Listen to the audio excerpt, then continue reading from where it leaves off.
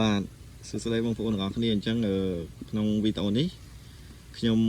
មកចែកម្លែកបងប្អូនផ្ដោតទៅលើការបដិគ្រាប់ពូជហើយជាចំណេះដឹងដែលល្អសម្រាប់បងប្អូនដែលបដិគ្រាប់ពូជតែងតែជួបបញ្ហា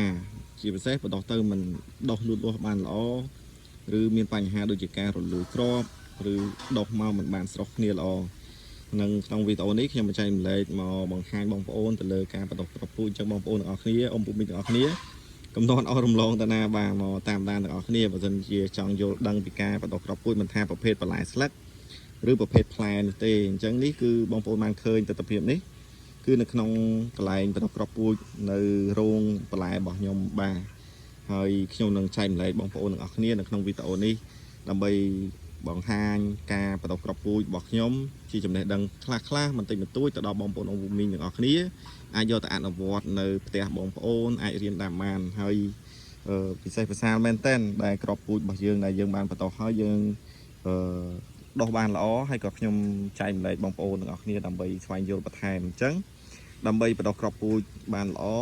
វាមានពី3ចំណុចដែរដែលវាសំខាន់ដែលបងប្អូនអ៊ំពូមីងតែងតែឆាតឬតំណតាមមកសួរនាំខ្ញុំអីអញ្ចឹងណាថាគួរធ្វើរបៀបម៉េចហើយដោះរបៀបម៉េចបដោះម៉េចឲ្យបានល្អអញ្ចឹងទៅអញ្ចឹងទី1គឺការជ្រើសរើសក្របពូជគឺពិតជាសំខាន់មែនបាទការជ្រើសរើសក្របពូជសំខាន់ហើយមួយទៀតគឺការបដោះនិងបច្ចេកទេសការបដោះរបស់យើងផងដែរអាហ្នឹងក៏កាន់តែសំខាន់ទៀតប៉ុន្តែការជ្រើសរើសក្របពូជខ្ញុំឲ្យលេខរៀងនៅទី1ដោយសារតែក្របពូជបើសិនជាអត់ល្អហើយតួបច្ចេកទេសល្អប៉ុណ្ណាក៏វាមិនដោះដែរអញ្ចឹងណាបងប្អូនបាទអញ្ចឹងសំខាន់ណាស់ហើយក្របពូជយើងមិនអាចមើលនឹងភ្នែកដឹង 100% ថាវាដឹងតែល្អនោះទេតើតែយើងសាកល្បងដាំបដោះហើយយើងសាកល្បងថាទិញពីប្រភពមួយណាដែលគិតថាវាអាចទំនុកចិត្តបានដុះបានល្អអីជាដើមបាទថាក្របពូជនោះវាយើងធ្លាប់ទិញពីកន្លែងគាត់ហើយបានល្អអញ្ចឹងទៅហើយអញ្ចឹងឥឡូវយើងមកមើលបើសិនជាការបដោះក្របពូជរបស់យើងបើសិនជាយើងជ្រើសរើសបានក្របពូជល្អហើយយើងមានពីររបៀបក្នុងការបដោះទី1ជាប្រភេទដូចជាដំណាំប្រភេទស្លឹកដូចនេះគឺប្រភេទស្ពៃបូកូឬប្រភេទស្ពៃផ្កាបាទឬជាប្រភេទស្ពៃតឿហើយនេះគឺជាស្ពៃកញ្ញាញ់បាទតែជាពូជស្ពៃកញ្ញាញ់ក្តោបបាទហើយដំបូងហ្នឹងគឺយើងអាចយកគ្រាប់វាមករយមកដូចដែលខ្ញុំបានបង្ហាញនៅវីដេអូមុនដូចគ្នាបាទរបៀបក្នុងការបដោះអត់ពិបាកអីអញ្ចឹងនៅវីដេអូនេះគឺបងប្អូនឃើញទស្សនវិជ្ជាក្នុងការដោះជ្រងច្រាំងមែនតើបាទអញ្ចឹងយើងការបដោះហ្នឹងទី1គឺយើងជ្រើសគ្រាប់ពូជឲ្យបានល្អមកហើយយើងយកមកបដោះវាដំបូងហ្នឹងប្រួយគ្រាប់របស់យើងហើយយើងស្រោចទឹកឲ្យបានជោគហើយការជ្រើសរើសនោះប្រភេទដីបដោះគ្រាប់ពូជគឺសំខាន់ណាស់ដើម្បីឲ្យដោះបានល្អបាទហើយការស្រោចទឹកនិងមើលថែទាំឲ្យបានល្អផងដែរគឺសំខាន់សម្រាប់ការបដោះគ្រាប់ពូជមួយនោះឲ្យបានល្អមិនថាប្រភេទបន្លែស្លឹកឬប្រភេទផ្លែឥឡូវមុននឹងចូលដល់ការចែកម្លែករបស់ខ្ញុំគ្រាន់តែបង្ហាញបងប្អូនឲ្យមើលសិនហើយខ្ញុំនឹងលម្អិតក្នុងវីដេអូហ្នឹងអញ្ចឹងមានន័យថាបងប្អូនមើលសិនថាវាល្អបែបណាអញ្ចឹងបងប្អូនមើលហើយគិតថាហេតុអីបានវាល្អបែបនេះអញ្ចឹងខ្ញុំបង្ហាញសិនថាខ្ញុំមានបដោះឲ្យខ្លះហើយចាំខ្ញុំបង្ហាញបងប្អូននៅកណ្ដាលនៃវីដេអូ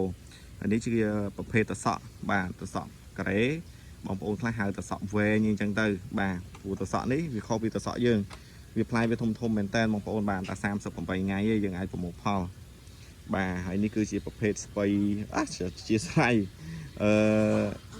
ស្ដាយគួរបងប្អូននេះស្ដាយគួរយើងបានដាក់ផ្លាកនេះមើលសញ្ញាវាតែនេះបាទហើយនេះយើងចាប់ប្រភេទបាទស្ពៃផ្កាបាទស្ពៃផ្កាអញ្ចឹងបងប្អូនឃើញពេលដែលយើងបដោះអញ្ចឹងទីទៀតខ្ញុំបង្ហាញថាហេតុអីយើងមកបដោះមិនបានល្អស្អាតល្អដូចបងប្អូនបានឃើញនេះបាទអញ្ចឹងយើងមកមើលសិនខ្ញុំឲ្យបងប្អូនមកមើលមកជុំសិនហើយយើងក៏ចាប់ដើមមកបង្ហាញបងប្អូនទាំងអស់គ្នាបាទអញ្ចឹងខ្ញុំឲ្យបងប្អូនមើលមកជុំសិនទៅ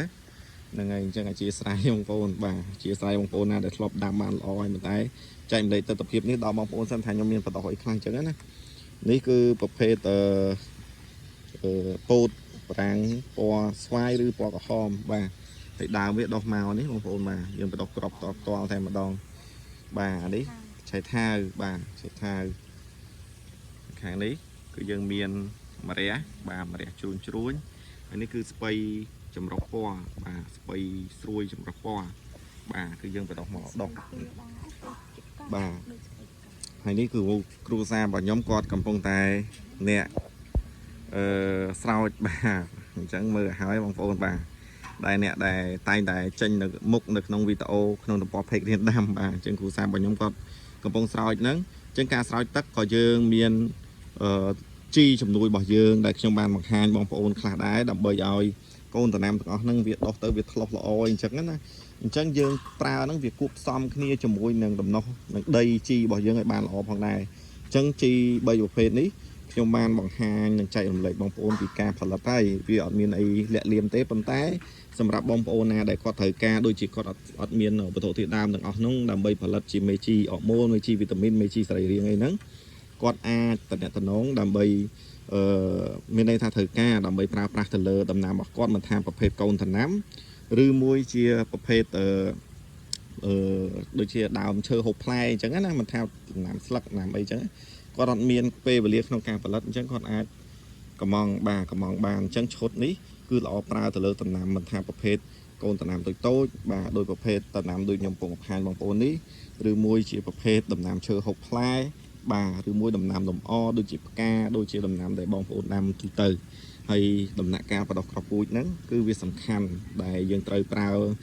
miên dương cu tại prao đầm bay lia không thông chi bảo dương để bong mà khơi mày nấy gừng đặt mà cầm rộp tới tắt đọc liệt ấy chẳng á bà bay một nó trâu kia cầu shop hay dương bàn về từ bà mùi sạp đá dương prao pi là bay đòn ấy từ bà để bong bốn ấy cứ chỉ có phết spray bỏ xoáy dương từ tại bắt đọc bà pi dục tế bên này lại nấy bị chạp đám đọc bà đọc lõ bong bốn mới nàyจะมือปีไงเทียบเวียดดอกหลุดล้อนี่สไปปอสไฟนี่บางคนนะไอ้ที่เทียบยังหนึ่งใจยังรูปเรียงนำไปให้บางคนปีกาดามทนาวปะดอกทนาวดามย้อมตะข้างนู้บ่าบางคนเคยหนูทนาวดามไม่หนูบางคนเนี่ยเชียงกดกระโปรงแต่ถ้วยปัดไทยมันเทียบบ่าไอ้นี้กูซาบอลโย่เลยไม่กดโซ่จังบางเลยปงจับโกนตะน้ำสมัยปลายเลยตักตีเลยยื่นก็มาขาดเป็นบอมเปิลนี่ตีไอ้บ่าที่มวยขนมกาปตอกกรอบปูดยืนเจริญกรอบปูดยืนสำคัญหายบนไทยไปได้ยืนปตอกโดยขนมบานบางไฮบางปูนในวิตามุนจังคือยืนเตยเจริญตีตังหายระบายได้สำหรับยืนหรือกระไรตีตังน่าได้ยืนถือปตอกหอยบานออกโบยตีห่อประเภทเป็นปอนี่บ่าเป็นปอนี้บางส่วนจียืนปตอกในขนมมีในกรอบปูดนั่งล้อยืนอันยกกรอบปูดนั่งบอกปลัวมีระบายได้นี่บ่าได้สำหรับปตอกกรอบปูดนี่บ่าเรื่องค้างที่กับบ้านได้บางคนđầy khang dướng và đầy sầm hẹp và đọc cọp pui đại miền là bài không nắng miền chỉ ra này đấy và đọc hao với này dân chạp câu này hao giống dân bảo dân đi phía bang phố nhưng mà hai bà dân a và đọc cọp pui đôi chữประเภท play đại kia hai thả dụ về nhé dân a sam rư và đọc này đây là miền chi chiết là mồm bà đại dân lia miền trùng cam miền chi cọp po miền đầy một lơ hơi nâng miền cầm tây sẽ cây đông chỉ đàm bà hai dương cho bỏ ỏi sọt nông nắng làm bây giờ mọc rúa rư dương sam được nông cặp pong ỏi việt đọc mọt cháp dương cho mọc rúa nông nắng thấy chạm ỏi việt đọc mọc bẹp đi bà nó chỉประเภท đôi chỉ bình pop trọm tây chỉ đàm còn tayสำหรับประเภท đôi chỉนี่โกนสลัดบางโกนสลัดอันนี้สลัดรวยหรือมวยประเภทสไปเองใช่dương miền ai bắt đầu nơi lơ sẽ cây đôngกับบ้านbà đi sẽ cây đông sọt mỏng bangโกนở miền ấyเนี่ยsẽ cây đông sọt mỏng dương ai bắt đầu nơi lơ đây có bàn bà miền đây thà đây là miền chi bị chia bà trắng có phê slug miền đây thà dương bắt đầu nơi lơ đây có bán bà đôi trái này trắng cứ lơ cây đông sọt màu này lơ việc cắt đanh màu lò là tí tiết này bông bồn này nhung chào em mơ bà lò men tên bông bồn thôi nhé tí tiết khổ sai nhưng quạt chạp kia đây lấy cho mơ từ mơ đỏ này cái lại này tí cái bông bồn mơ thà ní cứ dương bắt đầu nơi lơ đây à bánh lơ từ cây đấu á chắc là ní này lơ đây bà hai dương bắt đầu ní cứ trà nó dương ngọt đạn lơ dương ngọt miền đây bắt đầu dương ngọt miền cái trên miền hàng ấy dương đạn là côn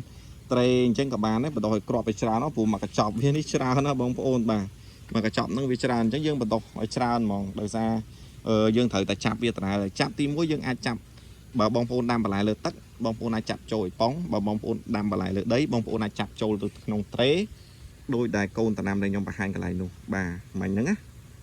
hình chân ní vừa sang nhưng còn bông màu đỏ bông ôn chả mớ bà phò phò thôi cứ lỏ bông ôn nè mưa nè bà chân cứ lỏ mình tên hay bông ôn khơi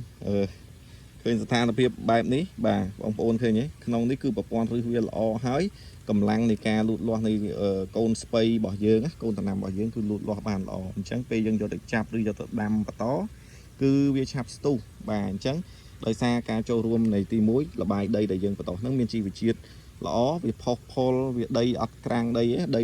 វានេះមានសំណើមល្អការស្រោចទឹករបស់យើងអីហ្នឹងហើយយើងមានជីបំពន់សម្រាប់បាញ់ទៅលើស្លឹកលើអីវាបន្ថែមទៀតបាទអញ្ចឹងគឺវាដោះមកបានល្អអញ្ចឹងនេះហេតុអីបានគាត់ត្រូវរុះដីនឹងចេញដោយសារតែគាត់ឲ្យមកដាក់ក្នុងទឹកនេះដោយសារតែយើងដាំគាត់នេះចាប់ចូលទៅក្នុងអីប៉ុងបាទប្រភេទដាំតំណាំលើទឹកបាទលើទឹកបាទអញ្ចឹងនេះខ្ញុំបង្ហាញបងប្អូនបែបហ្នឹងប៉ុន្តែពេលដែលបងប្អូនបន្តឥឡូវយើងអានេះប្រភេទបន្លែស្លឹកបាទមានន័យថាយើងបន្តត្រឡប់មកវិញគឺយើងបន្តនៅលើសកៃដងម៉ត់ក៏បានបាទនៅលើសកៃដងម៉ត់ក៏បានយើងបន្តនៅលើដីក៏បានដីដែលមានជីវជាតិបាទប៉ុន្តែបើសិនជាយើងចង់ឲ្យទុករៀងបានយូរល្អយើងបន្តនៅលើដីនេះបាទនៅលើដីមានជីវជាតិអញ្ចឹងវាធំមកប៉ុណ្ណេះវាចាប់ដើម CG ឯបើនៅទូចក្របពូជតូចអត់សូវ CG ទេដូចជាប្រភេទដំណាំនេះអញ្ចឹងដំណាំនេះប្រភេទ G នៅខាងក្រោមគឺសកៃដងសុតប៉ុន្តែនៅខាងលើខ្ញុំរយជីដីតិចដីដែលមានជីវជាតិនៅលើតិចបាទអានេះប្រភេទ G បងប្អូនបាទហើយពេលដែលយើងលូតលាស់មកដល់ប៉ុណ្ណេះហើយពេលដែលដំបងយើងទុកនៅវានៅកន្លែងមួយលុបឧទាហរណ៍ថានៅប៉ុណ្នេះបាទនេះក្របវាបែកមាត់ចាប់បងប្អូនមើលឃើញទេបាទនេះបែកមាត់ចាប់មានន័យថាដូចវាចាប់រឹសតិចអញ្ចឹងណាវានៅក្រោមនេះនៅឡើយទេនៅកន្លែងដែលយើងក្របបាទឥឡូវខ្ញុំយកមកបង្ហាញសិនពេលដែលយើងផ្សាំដំបងមកអស់ព្រោះដំបងគឺយើងមកនៅក្រោមនេះបាទនៅក្រោមនេះបាទមើលយើងក្របយើងមានអីក្របក៏បានដែរប៉ុន្តែខ្ញុំមានកណាត់ភួយឬកណាត់អីដែលយើងចោលអីអញ្ចឹងទៅហើយយើងមានស្អីក៏បានដែរយើងដាក់ឲ្យវាដើម្បីត្រជាក់ហើយបន្ទាប់ពីហ្នឹងអានេះកូនដំណាំដែលយើងបន្តមកយប់បាទវាអត់ទាន់បានចាប់មាត់ចាប់ល្អទេក៏យើងអត់ទាន់ឲ្យវាត្រូវពលឺថ្ងៃដែរអញ្ចឹងថ្ងៃស្អែកវានឹងបែកមាត់ចាប់ល្អនេះបងប្អូនឃើញទេដោយសារក្នុងទូរស័ព្ទក្របវាតូចអញ្ចឹងពិបាកមើលបងប្អូននេះក្របសាឡាត់ណានេះក្របវានេះបងប្អូនបាទអញ្ចឹងខ្ញុំបន្តនៅលើសកៃដងសុតហ្មងដោយសារតំណាំនេះយើងត្រូវចាប់នៅលើយើងអត់ទុកវាយូរទេតែវារឹងមាំបន្តិចយើងចាប់ទៅក្នុងអេប៉ុងបាទទៅក្នុងអេប៉ុងអញ្ចឹងនៅក្នុងនេះមានច្រើនបាទអូអានេះចាប់មាត់បែកមាត់ចាប់ល្អបងប្អូននេះបាទទីទៀតខ្ញុំលើកឡើងឲ្យវាត្រូវពលឺថ្ងៃឯងបាទហើយយើងស្រោច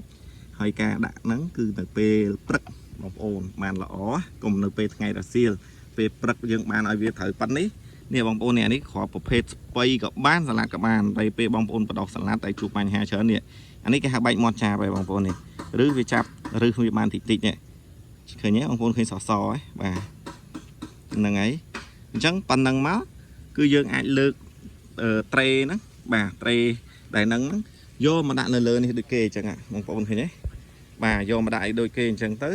ពេលព្រឹកបើសិនជាវាមេឃត្រជាក់នៅរដូវនេះវាត្រជាក់ច្រើនជាងក្តៅនេះបងប្អូននេះអានេះលើកទៅព្រឹកមិញមកអញ្ចឹងវាអានេះស្ពៃប៉ុន្តែវាដូចគ្នាដូចតែសាឡាត់ទេនឹងពេលវាបែកមកចាំអញ្ចឹងហើយយើងយកមកដាក់អញ្ចឹងមកពេលព្រឹកបាន2ម៉ោង3ម៉ោងពេលមានពលឺជះមកតែមិនមែនកម្ដៅទេណាខ្ទង់ម៉ោង7ជាង8 9អីហ្នឹងវាអត់ក្តៅខ្លាំងទេមេឃត្រជាក់ល្មមប៉ុណ្ណឹងគឺយើងឲ្យត្រូវមកគឺវារឹងមាំល្អតែមួយថ្ងៃពីរថ្ងៃវានឹងមកដុះមកបែបនេះបាទតែ3ថ្ងៃថាយ៉ាងយូរ3ថ្ងៃគឺវាមកបែបនេះហើយបងប្អូនបាទដូចគូសាខ្ញុំដកមិញឲ្យមើលអញ្ចឹងគឺវាឆ្លោះមកល្អបែបនេះគឺយើងអាចចាប់ចូលត្រេក៏បានត្រេមានន័យថាយើងចាប់ចូលលបាយដីនៅក្នុងត្រេក៏បានយើងអាចចាប់ដូចគាត់នេះក៏បានគាត់ពងមកចាប់នេះជាប្រភេទការដាំបន្លែលើទឹកបាទអញ្ចឹងបន្លែលើទឹកយើងត្រូវចាប់ចូលប៉ុងដើម្បីដាក់ក្នុងយោក្នុងអីចឹងទៅយើងដាំនៅលើស្នោនៅលើអីចឹងទៅអញ្ចឹងគាត់ចាប់មកបាទយកមកដាក់ក្នុងទឹកដើម្បីទី1កូនដំណាំយើងអត់ងាយស្លោកទី2វាអស់អាកំតិចកំទីលាងសម្អាតហើយឯប៉ុងនោះយើងត្រូវជ្រលក់ទឹកអីជោគអាហ្នឹងចាំខ្ញុំចេញវីដេអូបរៀនបងប្អូនបន្ថែមទៀតចែកម្លែកទៀតអញ្ចឹងបងប្អូនណាចង់ចេះពីចំណេះដឹងមួយណាទៀតចាំបង្ហាញទៀតព្រោះនេះខ្ញុំថតផ្ទាល់ខ្ញុំអត់មានព្រៀងទុកទេដោយសារឃើញកូនដំណាំវាល្អដើម្បីចែកម្លែកទស្សនវិជ្ជាទាំងអស់ហ្នឹងដល់បងប្អូនដែលគាត់តែសួរនាំផងដែរអញ្ចឹងទោះបានតិចបានច្រើនចំណេះដឹងហ្នឹងក៏ខ្ញុំគិតថាចែកជូនបងប្អូនដែរព្រោះអីពងហត់ដែរបងប្អូនពងធ្វើការមិនទៅធ្វើការឥឡូវធ្វើការងារហើយយើងមកថតផ្ទាល់បងប្អូនអញ្ចឹង ការបញ្ចូលសលេងផ្ទាល់តែម្ដងហើយនេះបងប្អូនឃើញនេះគេពោតបងប្អូននេះបាទអញ្ចឹងបងប្អូនខ្លះគាត់យកគ្រាប់ទៅដាំផ្ទាល់នៅដីហ្មងបងប្អូនខ្លះគាត់យកមានន័យថាគាត់យកមកដាក់នៅលើថ្នាលបាទនៅលើថ្នាលឬនៅលើត្រេដូចខ្ញុំបង្ហាញហើយបងប្អូននេះកូនសណ្ដែកល្អមែនតើបាទអញ្ចឹងវីដេអូនេះខ្ញុំមានតែប៉ុណ្្នឹងដើម្បីចែកម្លែកទៅដល់បងប្អូនទាំងអស់គ្នាហើយមួយទៀតគាត់ត្រូវការតំណែងដូចជាប្រភេទ G ហ្នឹងអាចតាក់ទងមកតាមលេខ Telegram របស់ខ្ញុំបានបងប្អូនអាចមើលទៅដឹងហើយលេខខ្ញុំដាក់លើវីដេអូហ្នឹង0968577765ដើម្បីតំណែងទៅលើបច្ចេកទេសសួរនាំបាទខ្ញុំចែកម្លែកទេហើយទៅបើសិនជាត្រូវការដូចជាការគ្រប់គ្រងដូចបងប្អូនអត់ទៅមានពេលវេលាក្នុងការផលិតដូចជាដីដាំបាទដីដាំជីកប៉ុសគោកជីកប៉ុសទឹកដីដាំស្អីប្រភេទស្គាល់ពូជស្គាល់អីហ្នឹងបងប្អូនអាចតាក់ទងមកបានខ្ញុំអាចប្រឹក្សាយោបល់និងផ្ដល់បច្ចេកទេសផ្សេងៗដល់បងប្អូនអង្គភូមិទាំងអស់គ្នាហ្នឹងហើយអញ្ចឹងក្នុងការបន្តក្របពូជក្នុងការចែកប្រែកហ្នឹងមានប៉ុណ្្នឹងទៅដល់បងប្អូនអង្គភូមិទាំងអស់គ្នាបាទអញ្ចឹងកុំភ្លេចជួយចែកប្រែកវីដេអូអ្នកមួយផងបាទឥឡូវមើលអានេះថ្នាលដែលយើងបន្តក្របពូជបាទថ្នាលដែលយើងត្រូវដាក់សាំបាទឬយើងដាក់សាំវាហ្នឹងនៅលើតំណាំលើទឹកបងប្អូនមើលឃើញនេះបាទអានេះដាំបន្លែនៅលើទឹកហើយនេះកូនស្ពៃគឺល្អហើយឆ្លោះណាបាទខ្លីអានេះស្ពៃបាទប្រភេទស្ពៃចកាសបាទហើយល្អអានេះស្ពៃផ្កាទៅដាក់បាន2ថ្ងៃស្ពៃផ្កានេះហើយយើងដាក់ហ្នឹងនៅលើទឹកចាំខ្ញុំចេញវីដេអូមួយទៀតដើម្បីលម្អិតទៅលើការបដោះកូនតំណាំលើទឹកនេះទៀតអញ្ចឹងវីដេអូហ្នឹងមានប៉ុណ្្នឹងបាទអរគុណច្រើនបងប្អូនបាទ